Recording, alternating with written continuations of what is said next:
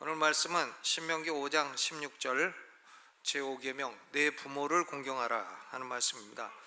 오늘은 이 제5계명을 생각해 보고자 하는데, 이 십계명 서론에서도 말씀드렸듯이 이 학자들에 따라서는 제5계명을 첫 번째 돌비에 넣어야 된다, 이렇게 생각하는 사람들이 있습니다. 왜냐하면 우리가 십계명은 두 돌비인데, 첫째 돌비는 1부터 4, 둘째 돌비가 5부터 10 이렇게 되어 있는데, 제5계명은 두 번째 대인계명에 넣을 것이 아니라 첫 번째 돌비 대신계명에 넣어야 된다, 이렇게 주장하는 학자들도 많이 있어요. 왜 그러냐면 부모는 단순한 사람이 아니라는 거예요. 부모는 단순한 사람이라기보다 하나님의 대리인이기 때문에 그렇다. 그러니까 하나님의 대리인으로 첫 번째 돌비에 들어가야 된다, 이렇게 주장을 하는 것입니다. 그 많은 설득력이 있는 말씀이에요. 레위기 19장 3절에 보니까 너희 각 사람은 부모를 경외하라 그랬어요. 경외하라는 건 이게 하나님에 대해서 쓰는 단어인데, 부모를 경외하라 그랬으니까 하나님이 부모를 하나님의 대리인으로 하나님과 같은 경외를 받도록 이렇게 명하신 것이라는 걸 알 수가 있습니다.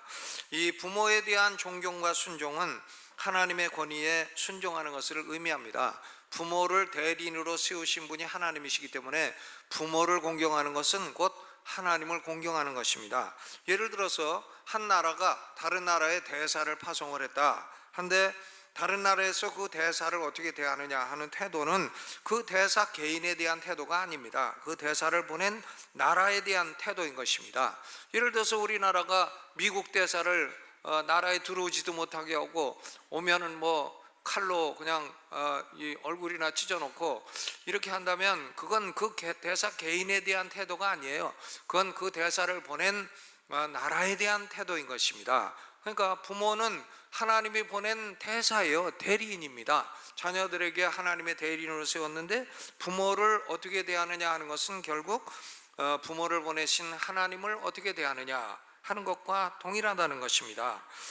그럼에도 불구하고 부모는 창조주는 아니죠. 피조물인 인간이기 때문에 대신계명을 기록한 첫째 돌비에 들어가는 것보다는 대인계명을 기록한 둘째 돌비에 해당하는 것으로 보는 것이 합당하다 하는 것을 제가 서론의 말씀을 이미 드렸습니다.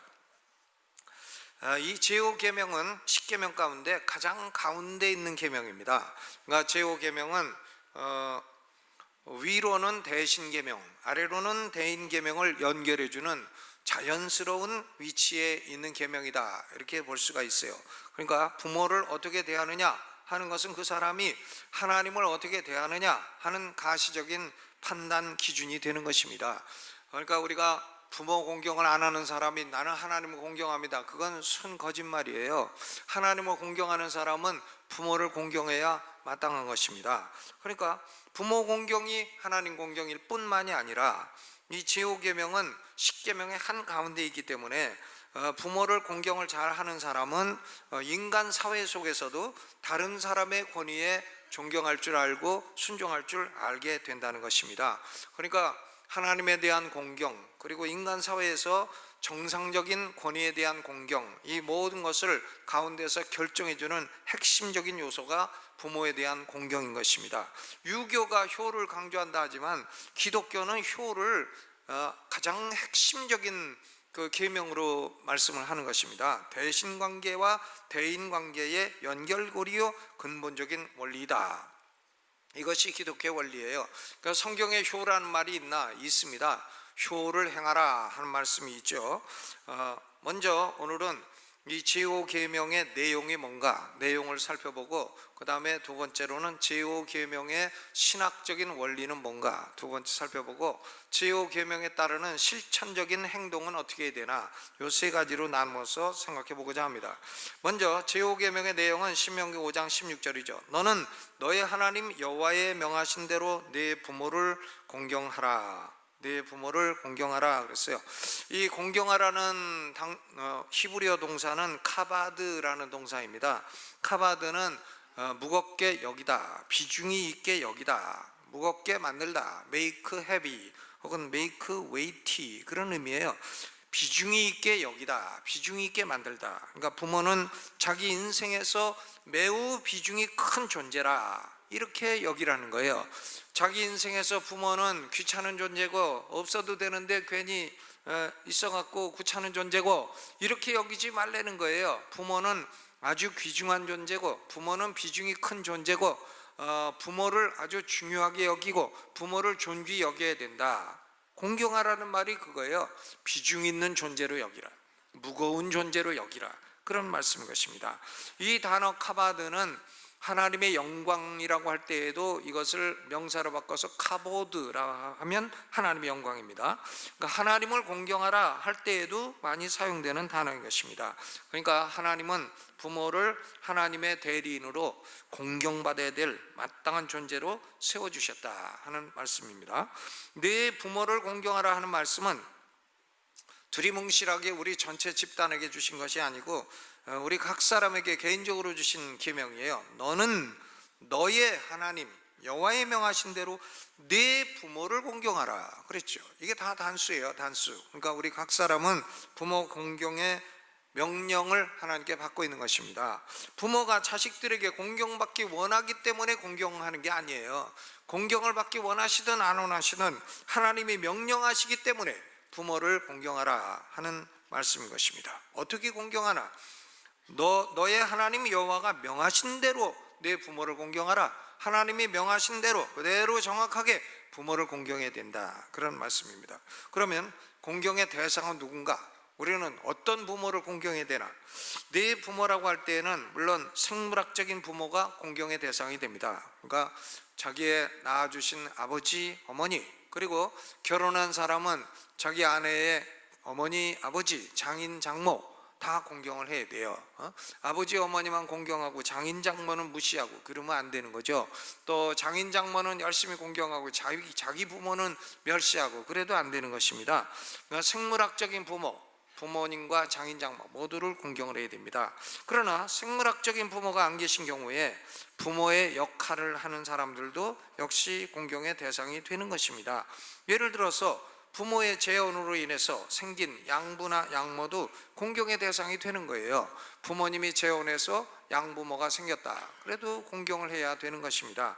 그러니까 부모 중 어느 한 편이 먼저 소천을 하시고 남은 부모가 재혼을 할 때에는 그 재혼에서 생기는 양부모도 자녀들의 공경의 대상이 되기 때문에 자녀들도 공경할 수 있는 사람인가, 이것을 좀 고려할 필요가 있는 것입니다. 그렇죠? 그러니까 부모님도 재혼을 하실 때에는 자손들하고 좀 논의를 해야 돼요. 자손들하고 아무 상관없이 그냥 결혼해 버리면 그 나중에 자손들이 공경하기 곤란한 경우도 있어요.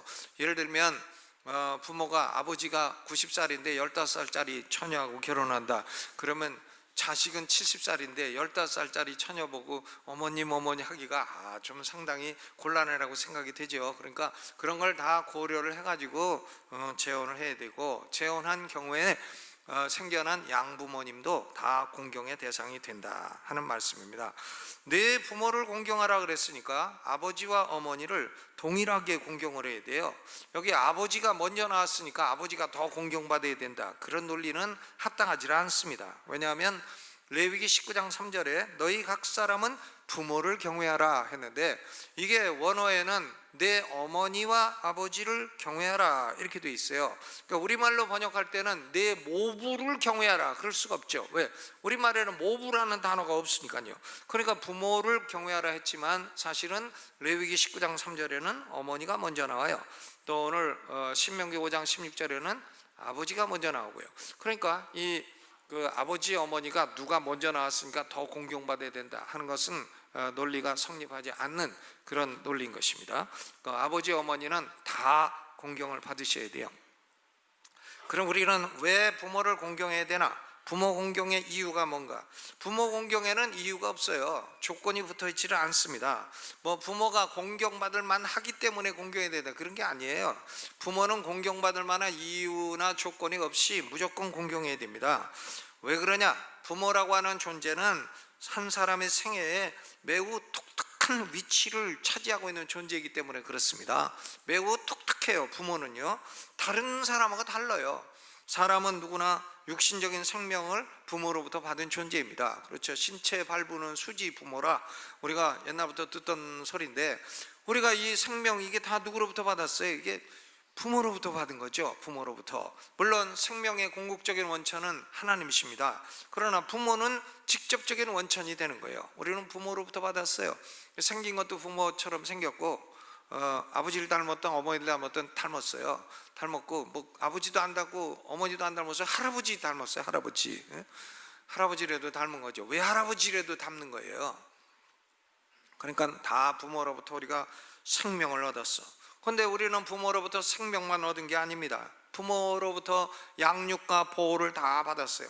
부모가 우리를 보호해 주지 아니했다면 우리는 세상에 태어나도 죽을 수밖에 없지 않습니까? 아이를 낳아가지고 쓰레기통에 버렸다. 그러면 아이가 어떻게 혼자 살아납니까? 죽습니다. 그러니까 부모가 우리를 버리지 않고 보호해 주셔서 우리가 살아나게 된 것입니다. 얼마나 감사해요. 부모가 우리에게 먹을 걸 주셨으니까 우리가 지금까지 장성하고 건강하게 되는 것이지, 먹을 걸 안 주었다면 우리가 어떻게 건강을 유지하고 성장할 수가 있어요? 부모가 우리에게 옷을 주셨으니까 우리가 헐벗지 않는 거지, 옷을 안 주었으면 뻘거벗고 다닐 수밖에 더 있습니까? 아니면 주워 입거나 그럴 수밖에 더 있습니까? 그러니까 옷 주워 입고 다니는 아이들을 우리가 꽃제비라고 부르잖아요. 그렇게 될 수밖에 더 있습니까? 부모가 우리를 공급해 주지 아니했더라면, 부모가 우리를 보호해 주지 아니했더라면 우리는 어떻게 살아남을 수가 있습니까? 부모가 우리를 공부시켜 주지 아니했더라면 우리는 무식한 존재로 살아갈 수밖에 없는 것입니다. 그러니까 부모는 하나님이 우리를 돌봐주신 사랑의 대리인으로 생명도 주시고 보호도 해주시고 양육도 해주시고 공부도 시켜주시고 결혼한 뒤에 애프터 서비스까지 해주시고, 보통 존재가 아닌 것입니다. 그런데 우리가 부모님은 나는 부모가 이게 부족해서 싫어, 저게 부족해서 싫어, 이게 잘못돼서 싫어, 저게 잘못돼서 싫어 하고 부모를 이렇게 저렇게 공격을 한다면 그것은 올바른 태도가 아닌 것입니다. 부모 공경은 이유가 없어요. 무조건 부모이기 때문에 공경을 해야 되는 것입니다. 그러면 부모 공경을 명령을 받은 존재는 누군가? 아직 결혼을 하지 않고 부모의 집에 살고 있는 자녀들도 부모를 공경하고 순종을 해야 됩니다. 결혼 안 한 자녀들, 집에서 어머니한테 아버지한테 밥 얻어 먹고 있는 자녀들은 물론 부모를 공경해야 돼요. 에베소서 6장 1절, 자녀들아 너희 부모를 주 안에서 순종하라, 이것이 옳으니라. 부모를 주 안에서 순종하라, 이것이 옳으니라. This is right. 그게 옳다는 거예요. 부모 순종은 뭐 이유 따질 것 없이 무조건 옳다는 거예요. 그런데 결혼을 해서 독립한 자녀들도 여전히 살아계신 부모를 공경해야 될 의무가 있는 것입니다. 디모데전서 5장 4절에 만일 어떤 과부에게 자녀나 손자들이 있거든 저희로 먼저 자기 집에서 효를 행하여 부모에게 보답하기를 배우게 하라, 이것이 하나님 앞에 받으실 만한 것이니라 그랬어요. 그러니까 부모가 연로해서 스스로 생계를 이어갈 수 없는 경우에 그 부모를 누가 책임져야 되나? 국가가 책임져라. 국가가 왜 책임져요? 무슨 공산주의 국가도 아니고. 국가가 책임집니까? 아니죠. 그 자녀가, 부모에게 혜택을 받은 자녀가, 아니면 자녀도 없으면 손자가 책임을 져야 되는 것이죠. 연로한 부모에게 받았던 혜택들을 돌려드려야 돼요. 부모가 옷을 주셨으니까 옷도 사드려야 되고, 부모가 밥을 줬으니까 밥도 드려야 되고, 부모가 우리를 위로해 주었으니까 우리도 부모님을 위로해 드려야 되고, 부모가 우리가 아플 때 돌봐주셨으니까 부모 아프실 때 돌봐드려야 되고, 병원비 내드려야 되고, 부모가 우리가 외로울 때 부모가 또 우리와 함께 해주셨으니까 부모가 외롭지 않도록 또 함께 해드려야 되고, 부모에게 보답하기를 배우게 하라. 효를 행하여 부모에게 보답하기를 배우게 하라. 성경에 효라고 하는 단어가 분명히 나오고 있는 것입니다. 그러니까 우리는 자녀들은 그저 어리든 또 어른이 됐든 다 부모를 공경해야 될 책임을 갖고 있는 것입니다. 이 부모를 공경하라는 명령에는 하나님의 결제 사인이 딱 나 있는 거예요. 이것은 하나님의 명령이에요. 너는 너의 하나님 여호와의 명한 대로 내 부모를 공경하라. 이게 하나님의 사인이 딱 난 계명이기 때문에 사람의 계명으로 바꾸거나 폐하거나 그럴 수 없다는 거예요.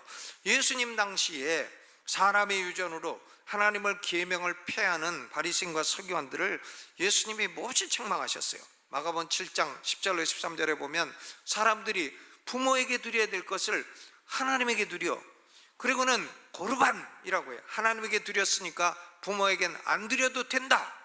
아니, 하나님에게 드릴 건 하나님에게 드리고 부모에게 드릴 건 부모에게 드려야지, 부모에게 드릴 걸 뺏어가지고 하나님에게 드리고 그리고 부모에게는 안 드려도 된다. 이것은 뭐냐면 사람의 계명으로 하나님의 계명을 피하는 것입니다. 아주 잘못된 것이라고 예수님이 크게 책망을 하셨어요.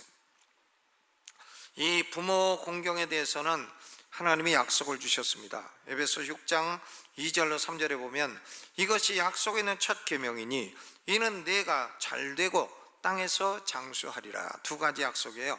부모 공경, 효자에게는 하나님이 행하는 일에 성공을 주신다. 공부하면 공부 잘하고, 사업하면 돈 잘 벌고, 투자하면 이익 많이 나고, 행하는 일에 성공해. 효자에게 성공을 주시고, 또 땅에서 생명이 장수를 누리게 된다. 오래 살아. 부모 효자가 오래 살아요. 효자. 부모를 공경하면 그 결과로서 이런 하나님의 축복이 온다 하는 약속이에요. 그러니까 이런 축복을 받으려고 하는 목적으로 공경하기 싫은데 그냥 억지로 한다, 그런 게 아니죠. 나는 오래 살고 싶어서 부모 공경한다. 부모 공경하기 싫은데 내가 오래 살려면 어쩔 수 없이 해야 된다, 이런 태도로 하는 건 안 된다는 거죠. 부모를 공경하는 마음으로 하면 그건 결과로서 하나님이 이 축복을 주신다 하는 말씀인 것입니다. 그렇죠. 그러니까 흥부가 흥부 놀부 전에 놀부가 축복받으려고 제비 다리 일부러 부러뜨려 갖고 그 다음에 고쳐준다, 이런 것은 축복받을 마음이 아닌 것이죠.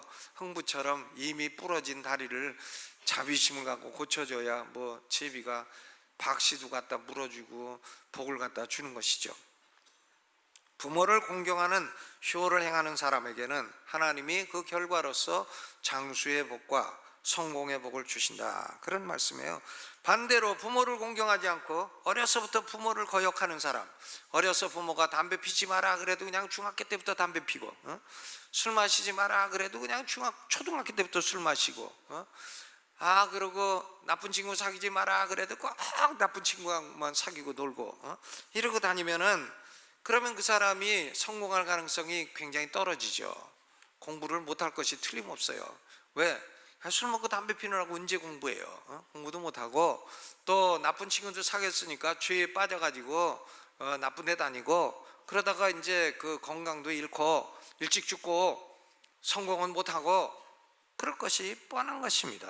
그러니까 부모 공경을 안 하고 부모 말 안 듣고 어려서부터 그런 사람들은 그 인생이 성공하기 어려워요. 저는 미국 뉴올리언스에서 1986년도부터 91년까지 5년 동안 살고 공부하고 했는데, 뉴올리언스를 알게 된 이유는요, 그 당시에 그 팝송 가운데 그 House of Rising Sun이라는 팝송이 있어요. The House of Rising Sun. 이게 이제 애니멀스, 짐승들이라고 하는 이름을 가진 가수들이 부른 노래예요. 난 그게 그때는 무슨 가사인지도 모르고 뉴올리언스가 나왔기 때문에 뉴올리언스 한번 가보고 싶다, 이런 생각을 갖고 있다가 결국 뉴올리언스에 침례 신학교 가서 공부를 하게 되었는데, 그 노래 가사가 이런 겁니다. 뉴올리언스에는 집이 하나 있는데 그 집을 사람들은 해 뜨는 집이라고 부른다. 그런데 그 집에서 태어난 자녀들은 인생을 망쳤다.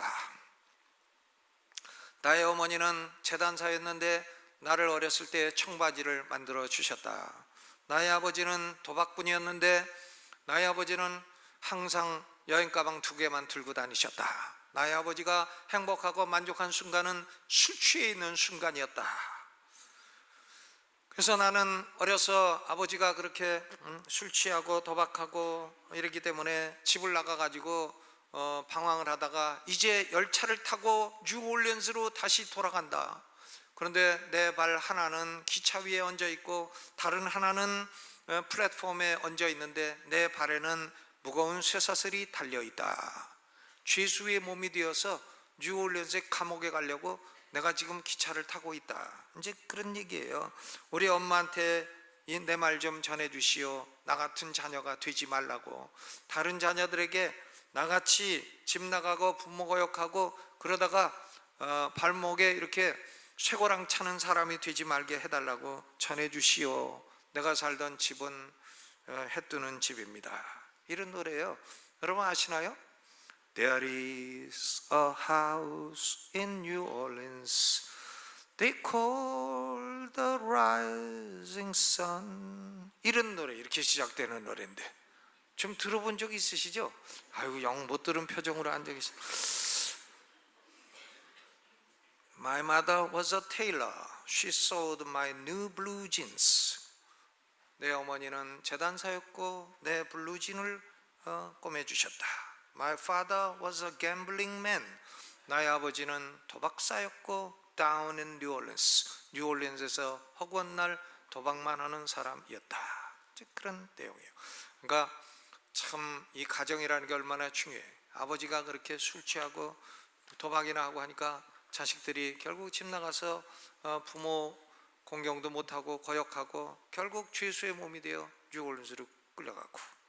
그런 노래였어요. 난 그런 노래인지도 모르고 좋은 노래인 줄 알고 뉴올리언스로 가가지고 이제 공부했는데 가보니까 엄청나게 더워가지고 난 그렇게 어렵게 유학을 갔더니 내 처가 가는 날 딴 데로 가재. 날도 없다고. 근데 그냥 거기서 5년을 공부를 하고 목회도 하고 이렇게 했습니다. 여러분 제오계명은요, 그러니까 너는 네 부모를 공경하라는 거예요. 그건 하나님의 명령이다 이겁니다. 그러면 이 제오계명의 신학적인 근거는 뭐냐? 신학이 어떤 거냐? 세 가지 신학적인 근거가 있어요. 첫째로 하나님은 인간 사회에 권위라고 하는 시스템을 두셨다는 사실이에요. 인간 사회를 하나님이 다스리실 때에 authority 시스템, 권위 시스템을 두셨다 하는 얘기예요. 우리는 권위주의라는 단어를 싫어합니다. 그리고 권위주의도 싫어해요. 그런데 권위주의를 싫다고 해서 정당한 권위를 배척해서는 안 되는 겁니다. 권위주의는 나빠도 정당한 권위는 인정을 해야 돼요. 이 세상의 모든 권위는 최고의 권위자이신 하나님으로부터 오는 것입니다. 하나님이 주시지 않은 권위는 있을 수가 없는 것이에요. 로마서 13장 1절로 2절에 각 사람은 위에 있는 권세들에게 굴복하라. 권세는 하나님께로 나지 않음이 없나니 모든 권세는 다 하나님의 정하신 바라. 모든 권세는 다 하나님의 정하신 바라. 그러므로 권세를 거스린 자는 하나님의 명을 거스림이니 거스리는 자들은 심판을 자취하리라 그랬어요. 가정에서는 누구에게 권위를 주셨나? 부모에게 권위를 주신 거예요. 그러니까 가정에서 부모의 권위에 순종하는 걸 배운 사람은 대신 관계에서 하나님의 권위에 순종을 할 줄 알게 돼요. 대인 관계에서 하나님이 세우신 인간적인 권위에 순종하는 것을 배우게 됩니다. 그러니까 제오계명에 대한 순종은 대신 관계와 대인 관계에 대단히 중요한 핵심적인 연결고리다, 그런 말씀입니다. 가정에서 부모의 권위에 순종하는 법을 배운 사람은 학교에서도 선생님의 권위를 인정할 줄 알아요. 학교에서 선생님한테 막 대들고 막 욕하고 이런 애들은 뻔해요. 집에서 부모에게도 순종 안 하는 애예요.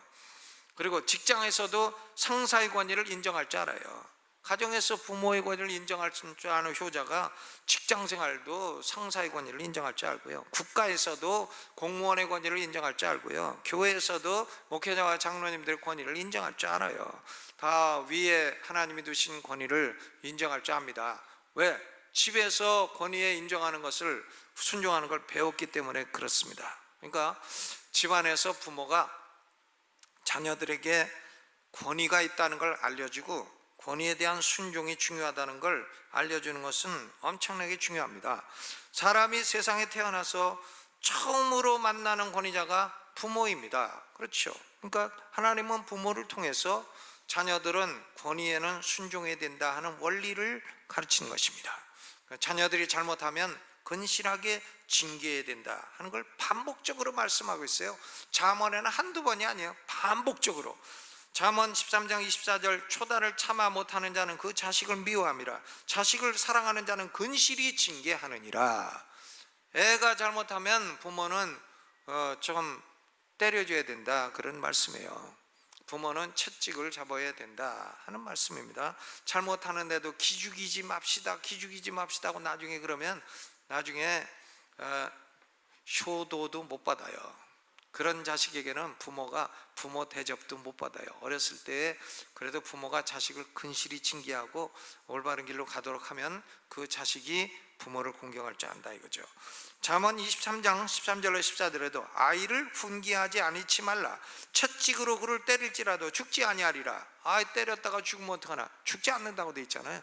부모가 자식 징계하는 것을 하나님이 안 죽게 해주신다, 그런 말씀이죠. 그러니까 보니까 어려서 좀 채찍을 몇 대 대면 커서 안 돼도 돼요.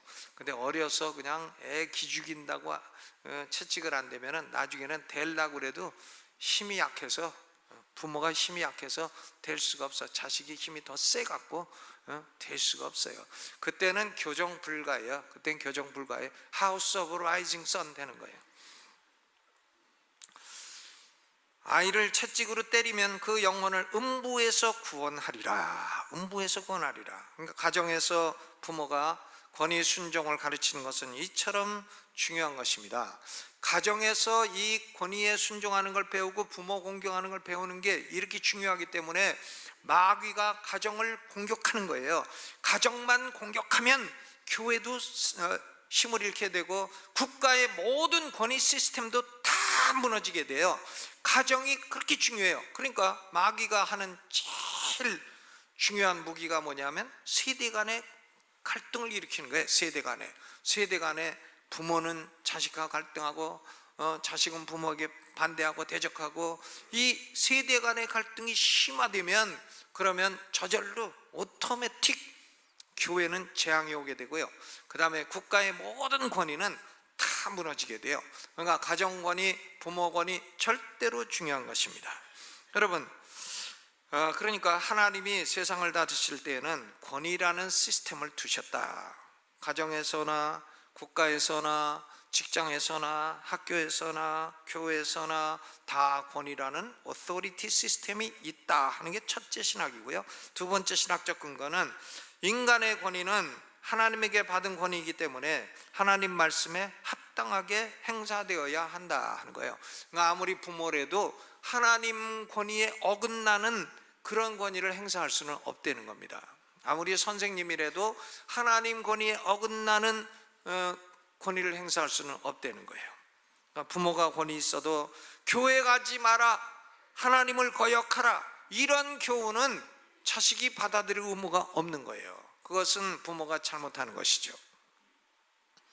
그러니까 에베소서 6장 1절에도 자녀들아 너희 부모를 주 안에서 순종하라, 이것이 옳으니라 그랬어요. 그러니까 부모 순종도 주 안에서 하는 것입니다. 순종하는 의무도 주 안에서 순종하는 거예요. 부모도 주 안에서 양육을 해야 돼요. 그러니까 부모의 권위도 하나님의 권위를 거스릴 수는 없다 하는 한계가 있다는 말씀입니다. 학교에서 선생님의 권위가 아무리 있어도 가르쳐야 될 내용을 가르쳐야지, 가르쳐서는 안 되는 내용을 가르쳐서는 안 되는 것입니다. 학교에서 선생님이 학생들에게 주사파 교리나 가르치고 그러면 됩니까? 학교에서 선생님들이 학교 다닐 때 김일성 생일, 김정일이 생일에 가서 파티나 하고 그러고 학생들 보고 그런 거 파티나 하라고 가르치면 됩니까?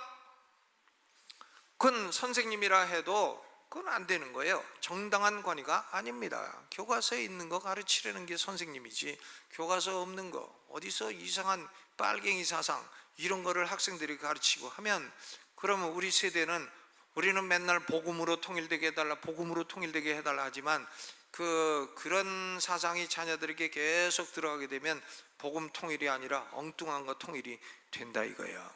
그러면 어떻게 되나, 참 사회는 어지러운 사회가 되는 거고 우리는 참 소망이 없는 나라가 되는 것입니다. 선생님들도 하나님 말씀 또 정당한 법에 허용된 권위를 행사해야 된다. 그렇죠.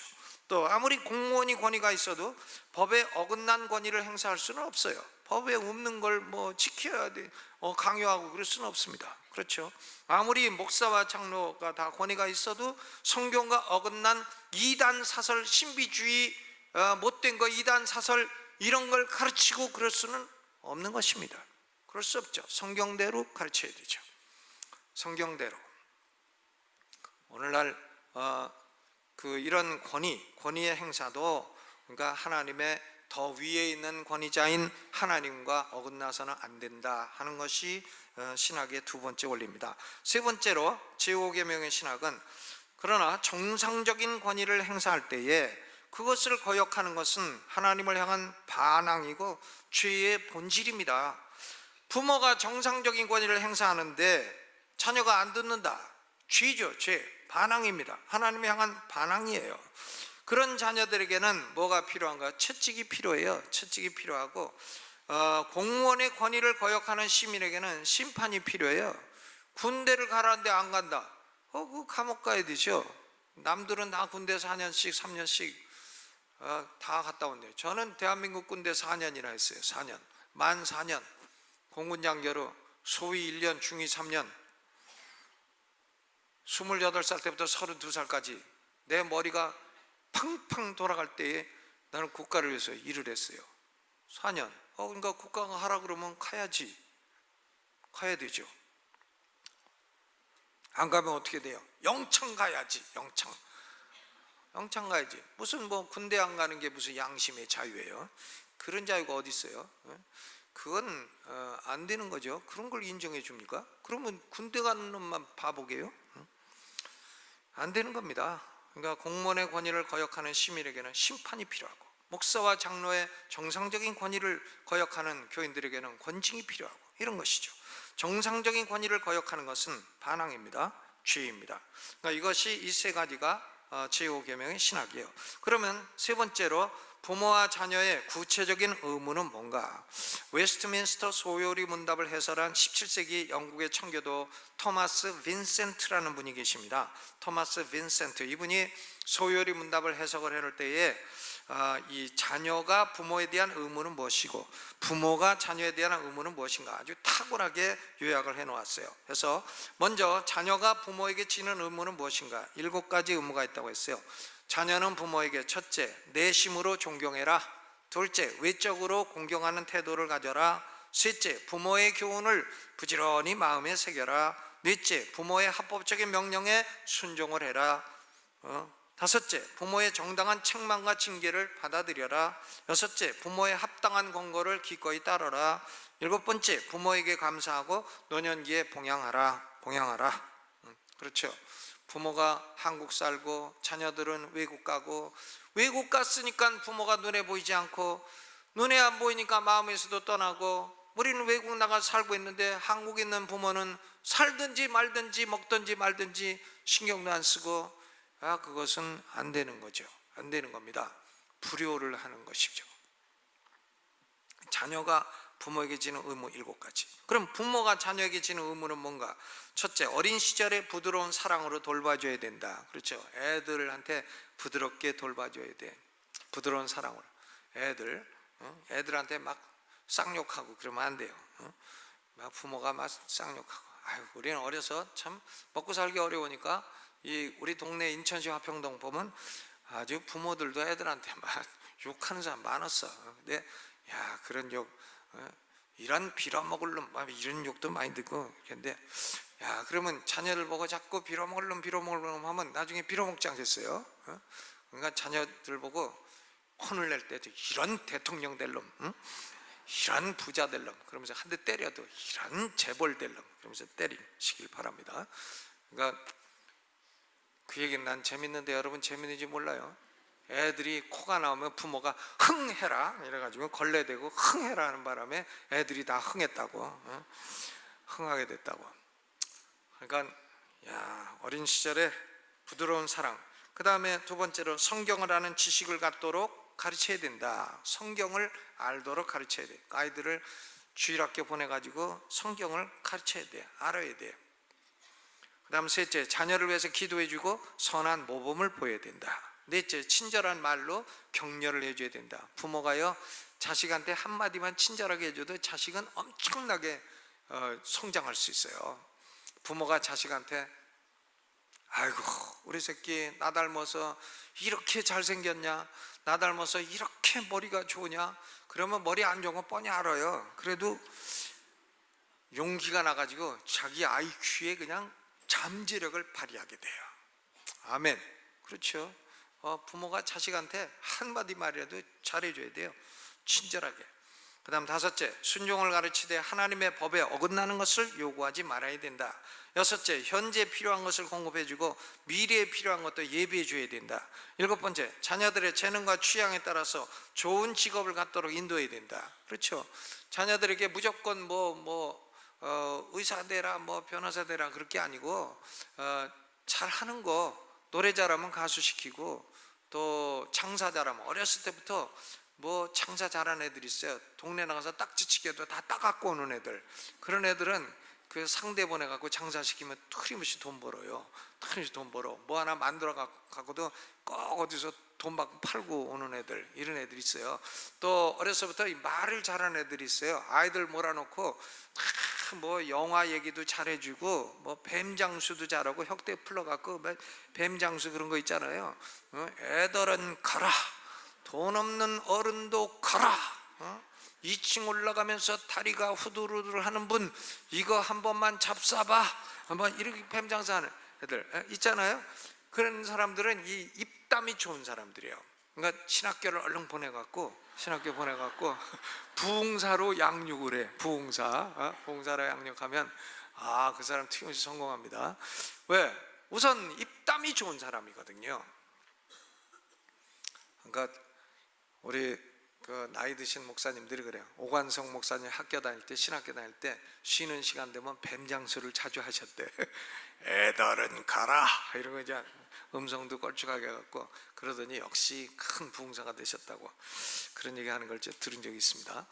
그러니까 여러분, 취향이 다르고 재능이 다르니까 거기 맞는 직업, 그리고 자녀들에게 합당한 가정을 이루도록 해줘야 돼요. 부모가 주 안에서 결혼하도록 해줘야 됩니다.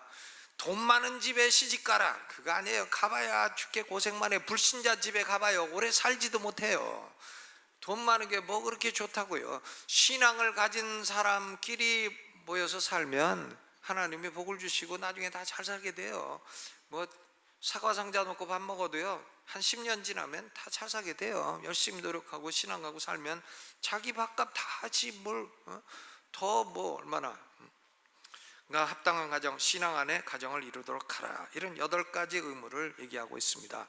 오늘날은 참 권위가 무너진 사회예요. 우리 사회가 가정에서의 부모의 권위, 학교에서 선생님의 권위, 또 국가에서도 통치자의 권위, 이 대통령 하기도 어려우시겠어요. 하도 여기저기서 욕을 많이 드셔갖고 어려우시겠습니다. 또 대통령 하시던 분들도 어려우시겠어요. 그런데 이 권위라는 시스템이 너무나 무너져 버려가지고 우리 사회가 이게 상당한 위기예요. 위기인데 이 권위를 다시 회복하는 것은 역시 다른 거 없어요. 제5계명, 가정에서 부모가 자식들에게 권위에 순종하는 걸 가르치는 겁니다. 효가 절대적으로 중요해요. 하나님 섬기는 일이나 사회가 안정되는 일이나 절대적으로 중요합니다. 해서 우리도 부모 공경에서 복을 받고, 우리 자녀들도 부모 공경에서 이 땅에서 성공하고 모두 다 장수를 누리는 자녀가 되기를 주님의 이름으로 축원합니다.